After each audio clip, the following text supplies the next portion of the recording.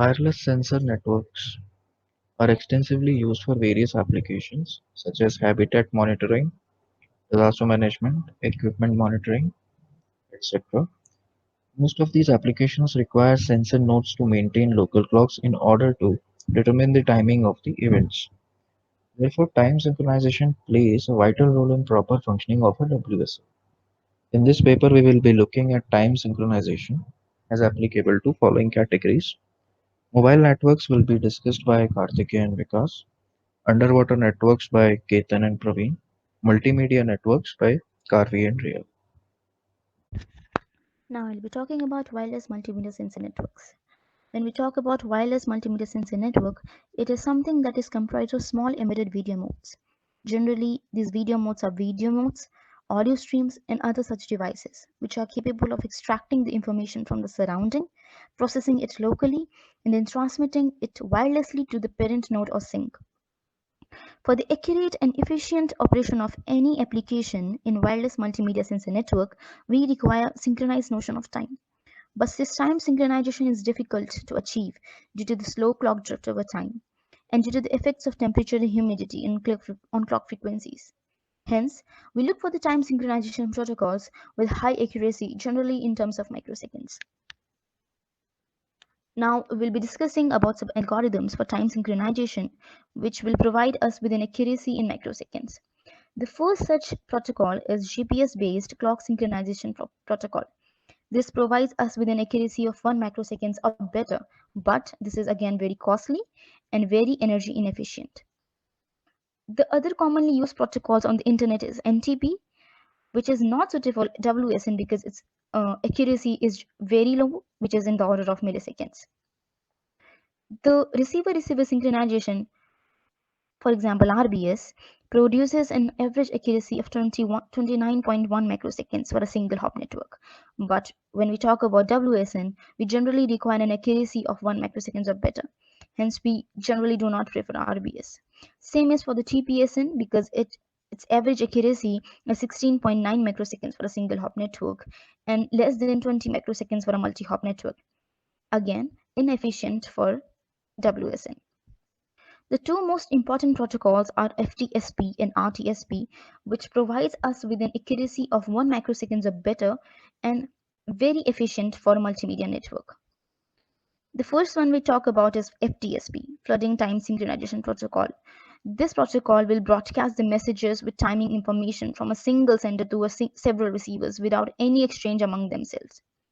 Any node, if fully synchronized with the reference node, begins flooding its own estimation of the global clock. Hence, FTSP provides us an accuracy of 1.48 microseconds for a single hop and about 0.5 microseconds per hop for a multi-hop network, which is far much better than all the protocols that have been discussed earlier. But even though the accuracy of FTSP and its improved versions is sufficiently good, the energy consumption is very high and the distant nodes are poorly synchronized in the case of FTSP. Hence, we look for other time synchronization protocol which is RTSP. RTSP provides an average accuracy of about 0.3 microseconds per hop in a large multi-hop platinum network, while using only one-fifth of the energy consumed by the FTSP in the long run. In the case of clustered and flat network, each node is cluster head in order to run the RTSP algorithm correctly. Extended RTSP algorithms have been formed, which gives us an accuracy of 0.23 microseconds in a large multi-hop clustered network. Hence, RTSP is far much better than FTSP because of the less energy consumption. And other factor which makes it better than FTSP is timestamping. When talking about timestamping in RTSP, it timestamps messages both at the receiver and the sender level. When radio chip generates an interrupt after the sync byte have been received or sent. This not only ignores the propagation delay, but also minimizes it to a much extent. This timestamping is simpler, faster, and more accurate than that of FTSP, in which timestamps are made at the end of each byte after SFD byte, which is then normalized, average, error corrected, and then final timestamp is embedded into the message. But in case of FTSP, it is unable to compensate the propagation delay unlike that in RTSP. Now we'll be looking into the structure and algorithm of RTSP. The RTSP, Recursive Time Synchronization Protocol, basically deals with three types of messages: inquiry, request, and reply. The first process is the election of the reference node. Every sensor node waits for some time and then sends an inquiry message, which generally contains a negative value in its node ID field, and then it asks for the reference node ID. The inquirer node will wait for some duration t or until the reply is received. After the reply is received, it saves the identification of the reference node, and then it will broadcast the reference node ID to all the other nodes. If a reply is not received, it enters into the contest for a new reference node. It must be noted that a cluster head with low energy cannot contest for a reference node. If a new request message is received, it checks the value of the node ID, and it does certain steps. Firstly, it will check if the node ID is an inquiry message or not. If it contains a negative value, then it is an inquiry message, else it is not.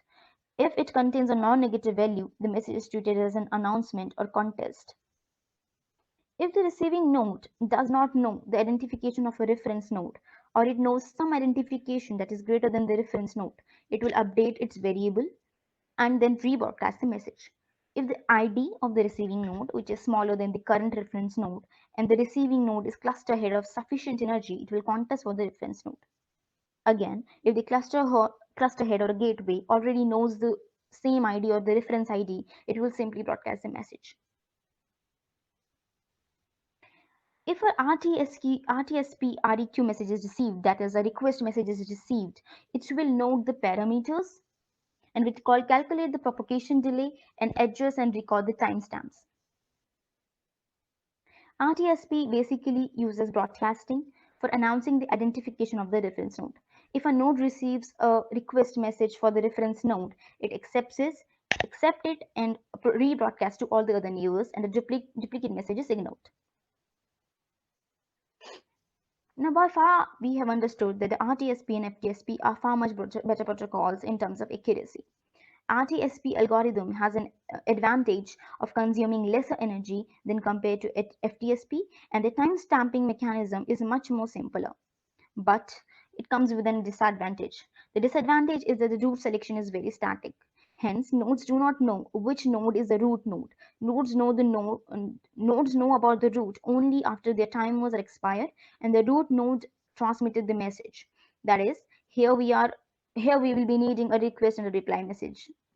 Then only we can do the root selection. On the other hand, FTSP is much simpler protocol as compared to RTSP. But again, FTSP has a disadvantage of energy consumption, and distance nodes are again very poorly synchronized. Pulse sync time synchronization. Leading to the next protocol in wireless multimedia sensor networks, the next protocol is Pulse Sync Protocol for time synchronization. As the other protocol meets the requirement of accuracy, latency, and efficiency reasonably well for networks of small diameter, they fail to achieve timely and accurate synchronization over large distances. So, our proposed new protocol, Pulse Sync, helps in achieving these goals. In pulse sync protocol, the time sync information is flooded through the network in the form of pulses, and this flooding takes place on a breadth first search tree. Starting the logical clock with hardware clock value, nodes start overhearing the wireless channel for synchronization messages. And if no synchronization messages have been received for a certain time, the node will declare itself as the reference node and starts to broadcast periodic synchronization pulses, being the root node now. Each synchronization message contains a global timestamp, sequence number for each pulse, and root node identifier. After the bootstrap phase, a node will receive periodic pulses from nodes located closer to the reference node. When a node does not receive synchronization messages from a reference node with lower ID for the duration of several consecutive time intervals, it starts to advertise itself as a new reference node. Depending on the network topology, a node receives synchronization messages from multiple neighbors. Only the first package of each packet of each pulse arriving at a node would be forwarded. So to detect the duplicate pulses, we insert a sequence number field into the synchronization message, which is increased by reference node after each pulse. Due to MAC layer timestamping, the delay is minimum in the time information transfer from node to node. Also, pulse sync seeks to quickly spread time information through the pulse in the form of, through the entire network in the form of pulses, and this is called as wireless flooding. Pulse sync simplifies low power operation since pulses will arrive only during a specific and short time interval. Hence, we can operate at very low duty cycle, saving the energy. Hence, it has MAC layer timestamping, wireless flooding, and energy efficiency. When comparing to the other protocols, most existing synchronization protocols cannot adapt quickly to changes in clock drifts, which can be due to the variations in temperature, humidity, or battery voltage, or network connectivity due to the network connectivity. All this due to the unaligned sending patterns. While pulse sync protocol avoids the issue by flooding rapid short pulses to the network. Thus, it has a much shorter initialization phase and adjusts much faster to changes in topology or drifts in time. The additional advantage is there is no need for nodes to listen between pulses once they detect any pulse, and thus this permits to save energy by turning off radio receivers for a large fraction of time, hence having a low duty cycle. As already discussed, most protocols will work well with small networks, while for larger networks, the accuracy decreases for time synchronization, while in the pulsing protocol, it works well with the larger networks as well. Comparing with FTSP, the proposed protocol here, as FTSP is slow flooding based protocol, because nodes in the FTSP need to collect several clock estimates before they can start to broadcast estimates of the root node's clock. This low flooding decreases the accuracy of the time synchronization protocol as the FTSP protocol. Pulse sync protocol, while the nodes propagate the timing messages from the reference node as fast as possible due to rapid flooding, achieving good accuracy as needed for the wireless multimedia networks. The disadvantage for the pulse sync protocol is this protocol must deal with the problem of collisions in the wireless multimedia sensor networks, and the collisions are called due to rapidly forwarded pulses. Also, it's difficult to implement rapid flooding, as this kind of flooding may not be possible in a low duty cycle network because a node must wait for its transmission in that case. Hence, rapid flooding cannot take place. So, as we can see in the graphs, comparison with the FTSP and the pulsing along on the network diameter, we can see as the network diameter increases, for FTSP the synchronization error increases, while for pulsing it generally remains the same, or it has a sublinear dependence on the diameter. Also, from the other graphs, we can see the synchronization error and pulse versus distance graphs. As the number of hops will increase for FTSP, the synchronization error increases, while for pulsing it remains the same. The same is indicated by this table. The global skew and local skew average values are this, and we can see there is a huge difference between FTSP and pulsing, with pulsing having very low values of very low average values as compared to FTSP. So pulse sync protocol is a useful protocol for our wireless multimedia sensor networks. Leading to the next protocol now, time synchronization with adaptive value tracking. This is our next protocol. So our next protocol, adaptive value tracking synchronization, is adaptive value timing synchronization synchronizes the rates of the clocks of sensor nodes to a reference clock by employing the adaptive value tracking technique. In this, a dynamically elected reference node floods its time information into the network. By using this flooded information, each sensor node adjusts its time offset and tries to find the rate of the reference clock without knowing its correct value. And to find the correct rate value in the dynamic WSN network, an adaptive technique is used. Here, each sensor node, as we can see, adaptive technique is used. So what happens in the adaptive technique? This is the algorithm for the adaptive value timing synchronization. So here each sensor node executes its protocol, maintains an adaptive value tracker, which is indicated by ABTU over here, which searches and tracks the rate of the clock of the reference node ref with respect to its clock rate, small hu, through successive feedbacks. So initially the logical clock is at the same rate as the hardware clock unless it is modified upon receiving a recent synchronization message. So the node U maintains a sequence variable to store the largest sequence number received from the reference clock.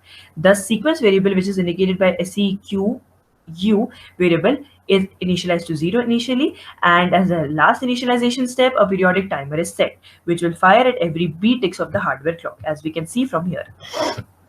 Now, after the initialization phase, next, to adjust its logical clock rate, node U calculates its clock skew by subtracting the received reference clock estimate from the value of the logical clock, as indicated from the 7th line. If the skew is greater than the predefined tolerance value, node U sends a decreased feedback to adaptive value tracker, this AVTU value, to inform that the logical clock needs to progress as at lower rate, as the skew is more, it has to get the clock at lower rates if the value of the logical clock is greater than the reference clock.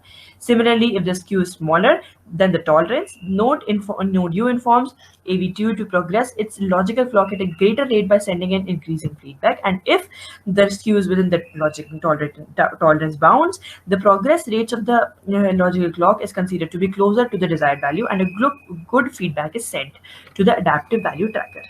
So after informing this its adaptive value tracker for adjusting the progress rates of its logical clock, node U updates the value of its logical clock to the received logical clock value. And finally, the sequence number is updated. Upon a timer timeout, solely the reference node increments its sequence number, and thus a new flood round is initiated. However, all the sensor nodes broadcast their value to their logical clocks and sequence number to achieve network-wide synchronization as indicated by algorithm. Now we'll go to similar thing is indicated over here when the value is lesser, more, and more. How the value of sequence number and how the value of what is tracked by the adaptive value tracker. Now, when we compare this protocol with the other protocols, as per the experimental results, FTSP employing least squares for multiple hop time synchronization, it has synchronization error growing exponentially with the network diameter, as we have already seen, giving poor synchronization quality. Comparing to pulse sync, in pulse sync, due to rapid flooding strategies, synchronization quality improves drastically. So forwarding the pulses from the reference node with the rapid flooding approach reduces the synchronization and helps in achieving accuracy. Now, the adaptive value time synchronization algorithm performs tight synchronization without demanding rapid propagation of time information and increasing communication frequency. Also, the advantage of AVTS algorithm is it requires a drastically smaller CPU processing time compared to the other protocols. It does not increase the duration of the communication due to its small message length, and it can be characterized as being able to achieve high quality synchronization with low energy requirements as compared to the existing protocols. Also, comparing for memory requirements, FTSP and pulsing employ the method of least squares. They both require large bytes of memory to store the time information, while AVTS decrease the amount of RAM required for time synchronization by approximately a factor of 4.5 as compared to FTSP and pulsing. Also, it can be observed that the performance of AVTS does not degrade quickly with the diameter of the network, and it also preserves its quality on longer networks, hence making it scalable protocol. So AVTS performs better than FTSP, but slightly worse than pulse sync and RTSP. The reason is that pulse sync disseminates time information fast to minimize transmission delays and maintains a regression table to reduce the effect of these errors. While in AVTS, the logical clocks of the nodes are instantly updated to the received time information. And due to this update strategy, the logical clocks are more sensitive to large message delays. Hence, AVTS is comparatively worse than pulsing at RTSP, as its accuracy decreases as compared to these. So the first time synchronization protocol related to mobile networks would be the modified pairwise time synchronization protocol. We will consider two nodes J and K, where J is the static node and K is the mobile node. So the K node can move towards the static node J or away from it. The first packet is transmitted by node J with timestamp T1 with respect to local time. Hence, it is received by the node K at time T2, which is equals to T1 plus PD1 plus TDM, where PD1 is the propagation delay and TDM is the offset. Now, at point T3, a message is sent by node K towards node J. So the T4 is equals to T3 plus PD minus TD. If both the nodes are static, then this T4 will be equal to T4 is equals to T3 plus PD minus TD. But if the node K is moving, then T4 is written as T4 is equals to T3 plus PD1 plus minus PD2 minus TDM. So PD2 can be positive or negative. It will be positive when node K is moving away from node J, and it will be negative when the node K is moving towards node J. Now, the value of PD2 can be calculated by using the distance formulas, which is equals to distance is equals to speed into time. So here PD2, which is the propagation delay, would be equal to Vk into T3 minus T2 divided by C, where Vk is the velocity of node K and C is the velocity of light. Now, using all these equations, we can calculate TDM is equals to 0.5 into T2 minus T4 minus T1 plus T3 plus minus Vk into T3 minus T2 divided by C. So by implementing this equation, mobile node will be able to synchronize itself with the nearby static node with enhanced accuracy than the simple pairwise synchronization algorithm. The second protocol would be the flooding time synchronization protocol. So basically, FTSP utilizes a radio broadcast to synchronize multiple receivers to the time provided by sender of radio message. The broadcasted message consists of sender's timestamp, which is estimated global time at the transmission of a given byte. The receiver or the receivers obtain the corresponding local time from their respective clocks. Hence, one broadcast message provides a synchronization point to each receiver. Message broadcast begins with transmission of preamble bytes followed by sync bytes, and then we have data and CRC respectively. So during the transmission of preamble bytes, the receiver's radio synchronizes itself to the carrier frequency of the signal. From the sync bytes, the receiver can calculate the bit offset it needs to reassemble the message with correct alignment. After this, let's suppose we have a multi-hop network. So each node will be having a unique ID, and the nodes will use reference points, which are basically a pair of local and global timestamps where both of them refer to the same time instant. So reference points will be generated by sending and receiving periodic broadcast messages which are transmitted by the root node or synchronized node. Now the root node is dynamically re-elected, and a node which is in the broadcast radius of root node will get synchronized. Hence it can be termed as a synchronized node. After this, the synchronization message format will consist of three fields: the timestamp, root ID, and the sequence number. The timestamp consists of the global time estimate of the transmitter when the message was processed. The root ID contains the ID of the root as known by the sender of the message. The sequence num or SEQ num is a sequence number set and incremented by the root when a new synchronization round is initiated. Then we have the root election process. Whenever a node doesn't receive new time synchronization message for the root timeout number of message broadcast periods, it declare itself as the root node. Now, whenever a node receives message with root ID field smaller than its my root ID variable, it updates the variable according to the received root ID field. This mechanism makes sure that the root with higher IDs give up their status, and eventually there will be only one root node with the smallest ID in the whole network. Now, in a case whenever, like suppose there is a case when a new node is introduced in a network which is having the lowest ID. In this case, the new root eventually declares itself root, but again care is taken to provide a smooth transition. The new root node does not start transmitting its own synchronization message for the root timeout period, while it collects a reference point to estimate its own skew and offset values. Thus, the global time broadcasted by the new root will be synchronized to the previous global time.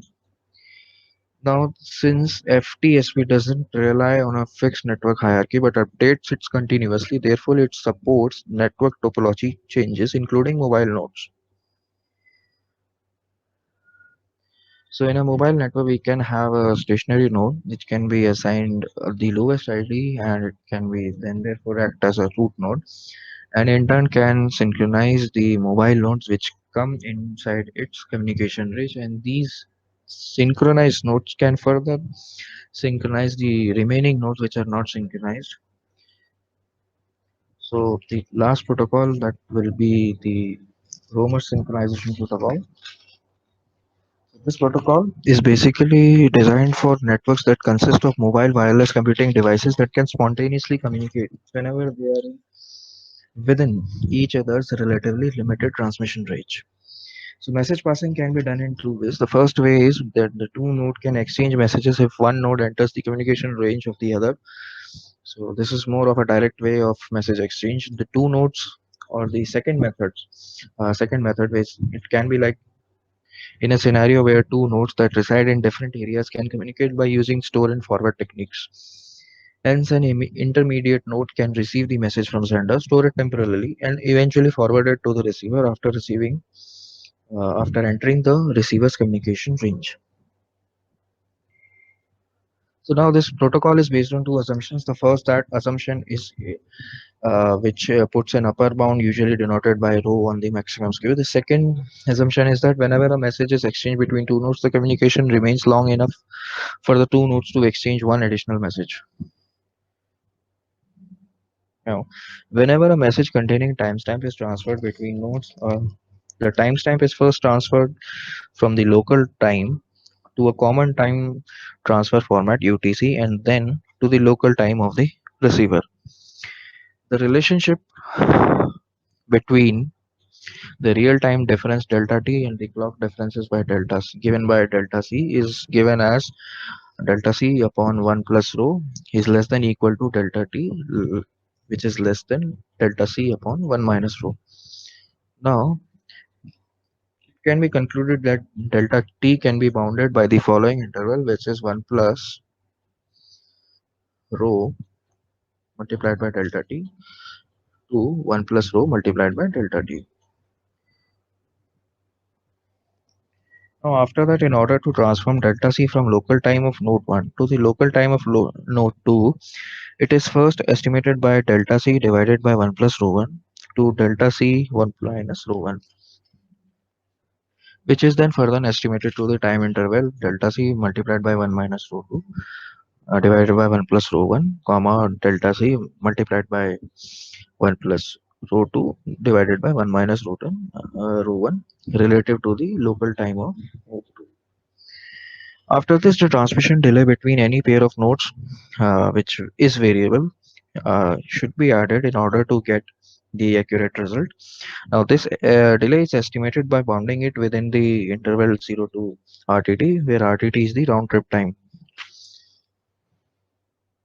Now, as a message is transmitted over a sequence of nodes, the round trip time RTT between each pair of nodes and the idle time are accumulated to estimate the value of timestamp. This is like all about the Thomas protocol. I will discuss about MobiSync. MobiSync is time synchronization protocol for mobile multi-hop networks, and MobiSync belongs to the category of protocols using the bounded drift model. Uh, MobiSync MobiSync is the request-based protocol. It means that it is an on-demand protocol. The node will resynchronize only when it is necessary, and every node independently decide when to resynchronize based on its accuracy. Here we have assumed that there will be one or more reference node, and reference node has access to the external clocks. Now coming to the working part of MobiSync. In MobiSync, each node can calculate its inaccuracy bound. Inaccuracy bound is synchronization inaccuracy, which is the difference between the node clock reading and the reference clock reading. And the node also maintains a GCR. GCR is a guard clock reading which prevents the IIB to exceed the MIB. MIB is maximum inaccuracy bound of the clock. So, so whenever the node's IIB reaches the GCR, the node will send a request to all the nodes which are one hop away, and after receiving the request, the neighbors which are one hop away will send a message. The message contains the timing ID, and it also encapsulates the IIBs of the sender. So now what will happen? The node will adjust the clock if the if its IIB is greater than of the received IIB. In that way, the node will the node will adjust its clock. Of MobiSync, it has less communication overhead because the synchronization will be done locally. That is only one of our neighbors will participate in the synchronization. So the communication overhead is less here. But the one disadvantage is here is that it is not that accurate. So accuracy is a problem, but but its communication overhead is less, and it is somewhat fault tolerant also. So whenever the nodes want to synchronize, it will it will send a request to all its neighboring nodes and start synchronization.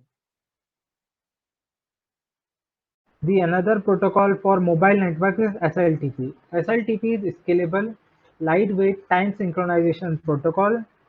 We use SLTP when the network lifetime is important and the network area we need to monitor is large with medium time accuracy.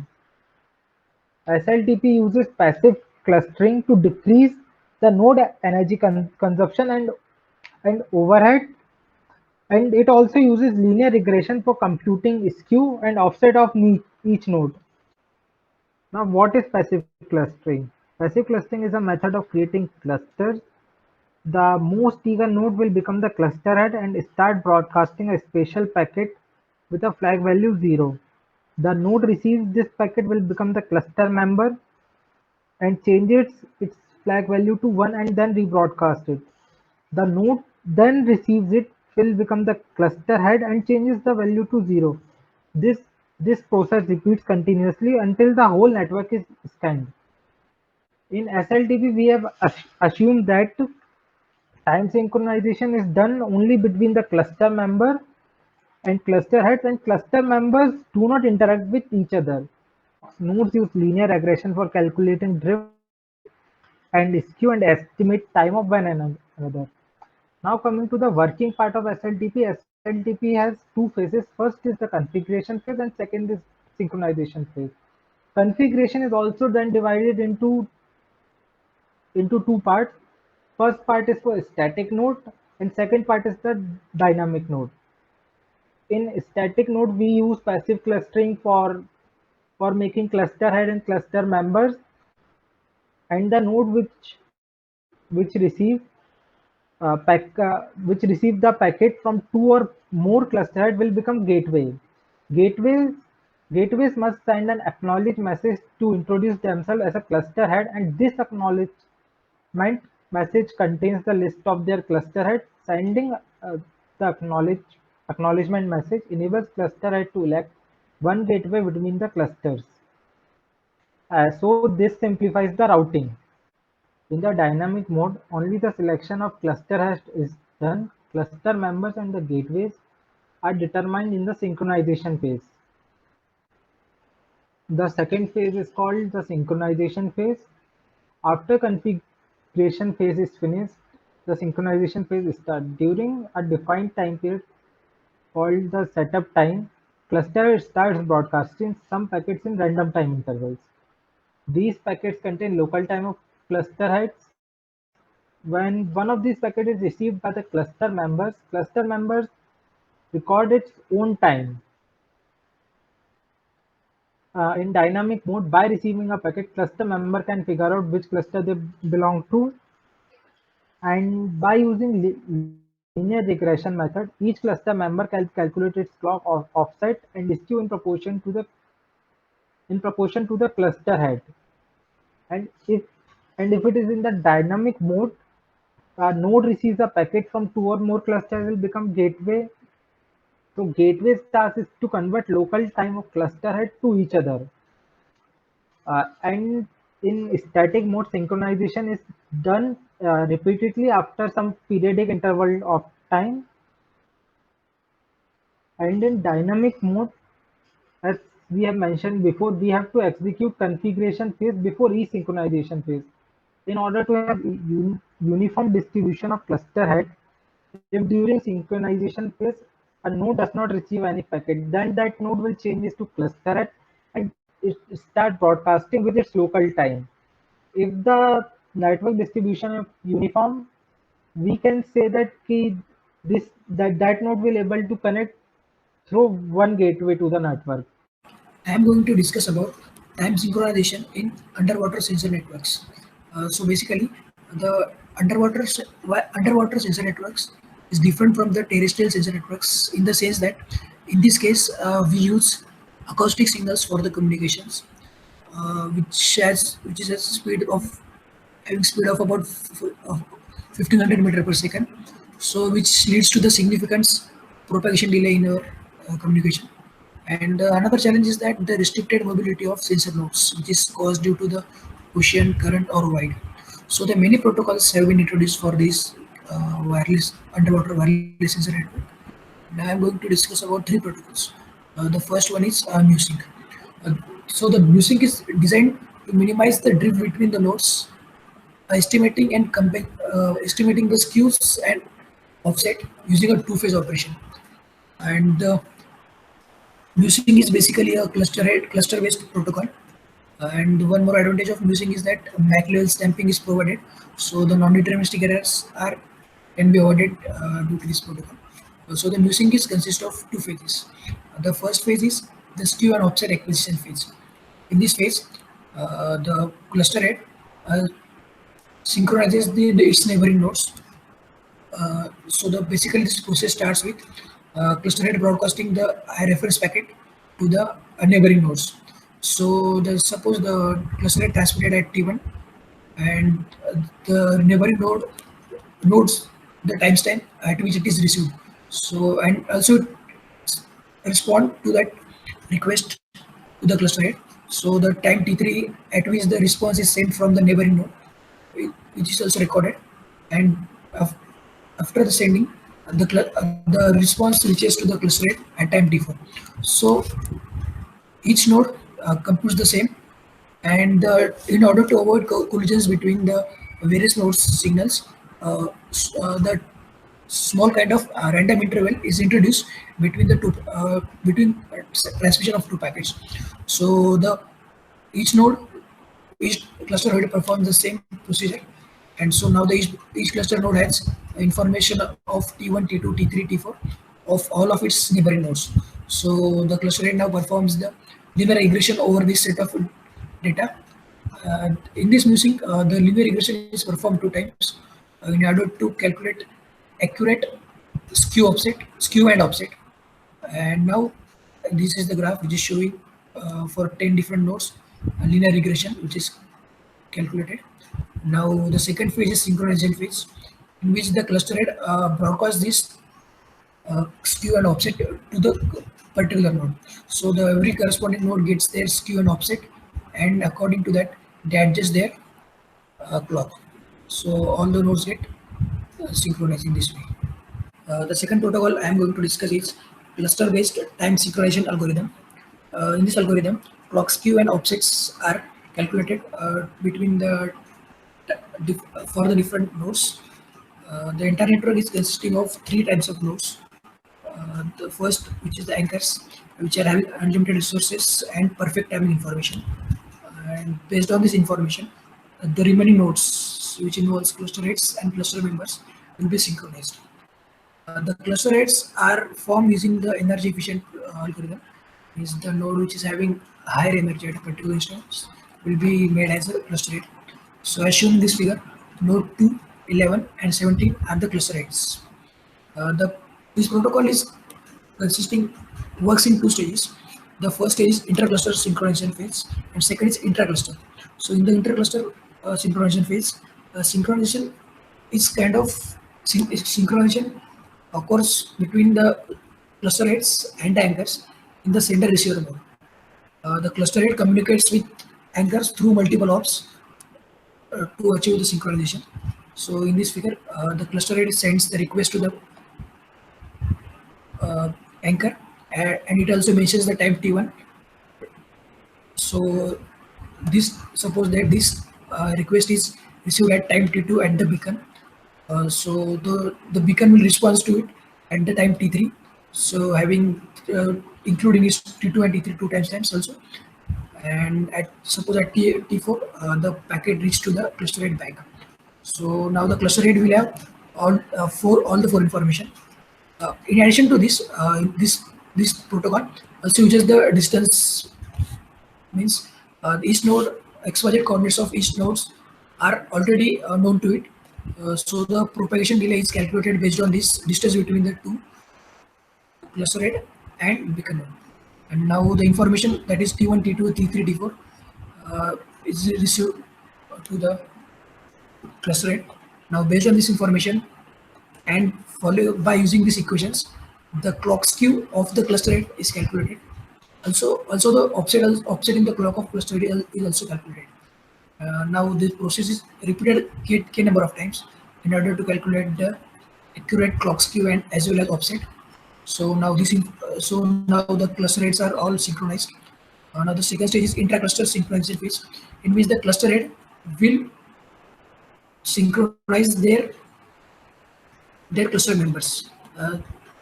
In this process is like this is works in receiver mode. So in which cluster members will not respond to the cluster head. They will just accept information from cluster head, and based on that information, they will compute their clock skew and offset in the similar way as of the cluster head. And this process is also repeated for k number of times in order to calculate the exact time skew and offset. Next protocol I am going to discuss is MulSync, also called as multi-source beacon fusion. This protocol is used for multi-hop networks. So this protocol is consisting of three phases: hop detection, synchronization mass communication, and synchronization calculation. So as we can see, the main characteristics of this protocol is that most of the nodes are time synchronized with a lesser number of beacons. As we see in this figure, this B and B, these are two beacon nodes, and the remaining are the remaining ordinary nodes which are present in the network. So now the first phase is the hop detection. So the hop detection phase begins when the beacon node broadcasts the notification message. So this notification message consisting of two items. The first one is node ID, and second one is the hop of one. So those nodes which listen this which able to listen this message, that means they are one hop away from the beacon node. So they will change their hop number to the one. Now they will in turn broadcast their message to their neighboring message. So when upon receiving the notification message, ordinary node will update their hop number. Also, in this case, when the ordinary node receives the notification message, it also check whether the hop number is greater or lesser. So accordingly, it maintain a list of two parameters. The first is the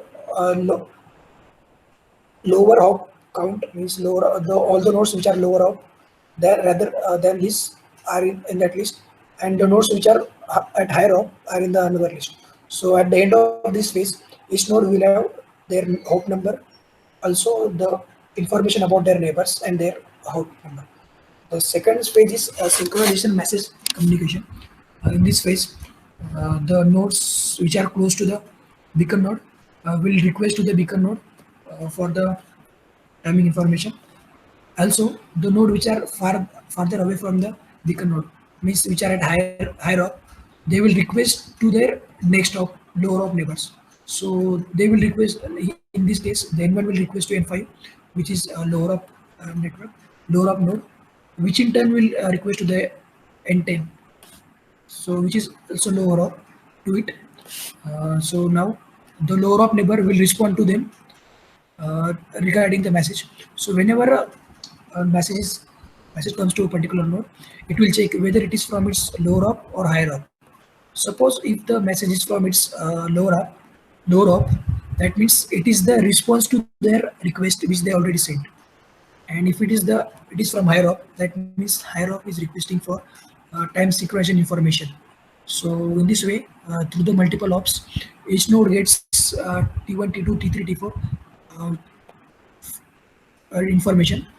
And now based on this information, in the third phase, we are going to perform calculation, which is basically a twice linear regression performed on this data. So based on this results of these regressions, skew and offset are computed. I'll start with the TSHL protocol. TSHL is the first time synchronization technique introduced for high latency networks. Now it is a two-phase technique for time synchronization. In the first phase, the nodes estimate their clock skew using the RBS technique, where the beacon node sends out enough beacon messages for the skew estimation.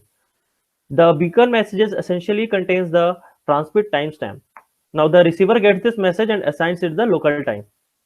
Whereas in the second phase, they determine the offset, where the node swap skew compensated synchronization messages with the network. It is a two-way synchronization exchange similar to the TPSN, but here the skew is corrected when computing the clock offset. So when the receiver obtains enough beacons to estimate the skew, it sends a synchronization request message with the skew corrected local timestamp. The beacon node records its local version of this timestamp and returns this value to the receiver in a synchronization reply message. So this is how clock offset and skew is calculated in the TSHL protocol. Now there are certain drawbacks associated with it.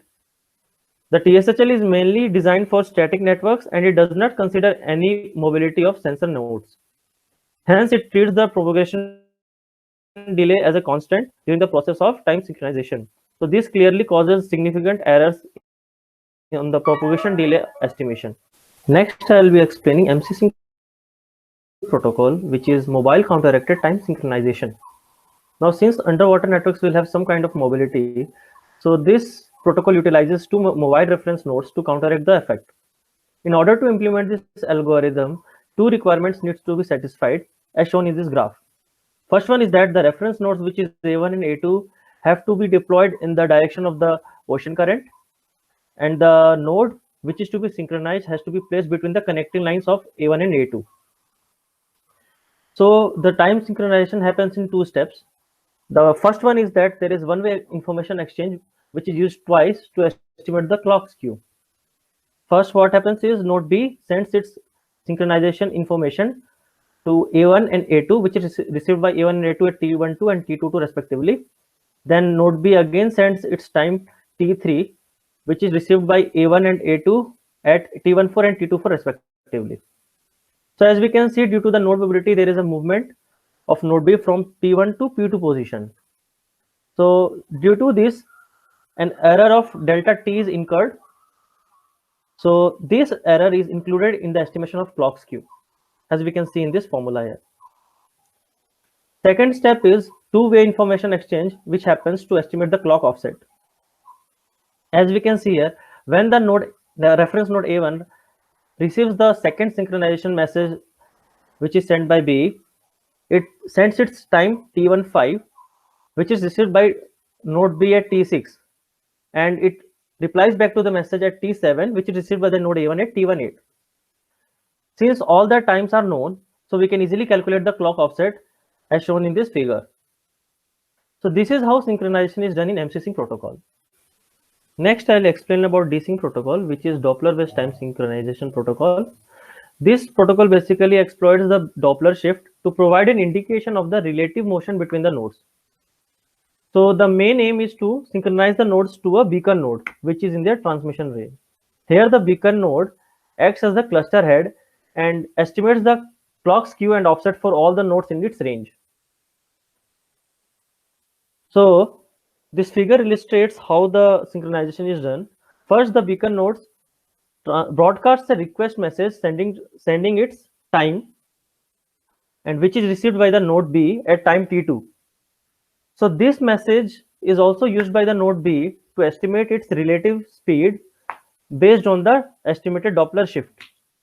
Now, after a certain backoff time, T backoff, as per the MAC protocol, node B replies to the beacon with a reply message, which is received by the beacon at T4, and this message is also used by the beacon to estimate its relative speed to node B. So this whole process is repeated for T message period. Now, based on the obtained values, clock skew and offset can be calculated. The main advantage of this protocol is due to the estimation and compensation of the Doppler shift, the accuracy for calculating the propagation delay and synchronization are improved. And the drawback is the desync ignores the effect of clock skew when utilizing the Doppler effect, which reduces the accuracy of the Doppler shift estimation and affects the accuracy of the propagation delay estimation also. Next, we'll be discussing about broadcast desync, which is BDSync protocol. It is a more lightweight version of a desync protocol, what we just saw, and it is suitable when the network density increases. It uses a messaging scheme which is slightly different from TSHL, as it jointly estimates the skew and offset instead of dividing the synchronization into two phases. Now, as in the figure, we can see the beacon initiates the synchronization process by broadcasting a number of beacon messages. The beacon node also marks its last message to which the nodes respond. Each unsynchronized node records the beacon message when it is received. Now, when the last message is received, the node sends all their previous recorded timestamps to the beacon node in a response message. Finally, the beacon node computes the skew and offset for each unsynchronized node and broadcasts the results to all the nodes. And to balance the energy consumption, the nodes take turns in playing the role of a beacon. Now I will be discussing about the DSync protocol, which is Doppler assisted time synchronization protocol. It is the first fundamental cross-layer design time synchronization protocol, which was designed to achieve high accuracy and high energy efficiency. In the physical layer, a well-designed preamble and a Doppler scaling factor estimation algorithm are adopted to measure the relative velocities of one sensor node to the others. These velocities are further refined using the Kalman filter. Now, the non-deterministic errors which are commonly encountered by the time synchronization algorithms which rely on message exchanges are also further reduced with the help of the MAC layer time stamping. Now, coming to the algorithm, the time synchronization process of the DSync protocol consists of 5 phases, namely data collection, velocity estimation, refinement, propagation delay estimation, linear regression, and calibration. Now, in phase 1, with the two-way synchronized reference message exchanges, the ordinary node collects the timestamps for receiving and sending reference messages as well as its moving velocity relative to the reference node. Now, in phase 2, the velocities obtained in the physical layer through the Doppler shifts are refined. And in phase 3, the ordinary node calculates the propagation delays based on the time and speed information collected in phase 1 and phase 2. In phase 4, the clock skew and offset are estimated by using linear regression. And in phase 5, the calibration is carried out where the ordinary node updates the initial skew with the calculated value in phase 3 and phase 4 and then recalculates the delay estimation and reruns the linear regression to obtain the final clock skew and offset. So this is how synchronization is done in DSync. Now I will be discussing about the DSync protocol, which is Doppler assisted time synchronization protocol. It is the first fundamental cross-layer design time synchronization protocol, which was designed to achieve high accuracy and high energy efficiency. In the physical layer, a well-designed preamble and a Doppler scaling factor estimation algorithm are adopted to measure the relative velocities of one sensor node to the others. These velocities are further refined using the Kalman filter. Now, the non-deterministic errors which are commonly encountered by the time synchronization algorithms which rely on message exchanges are also further reduced with the help of the MAC layer time stamping.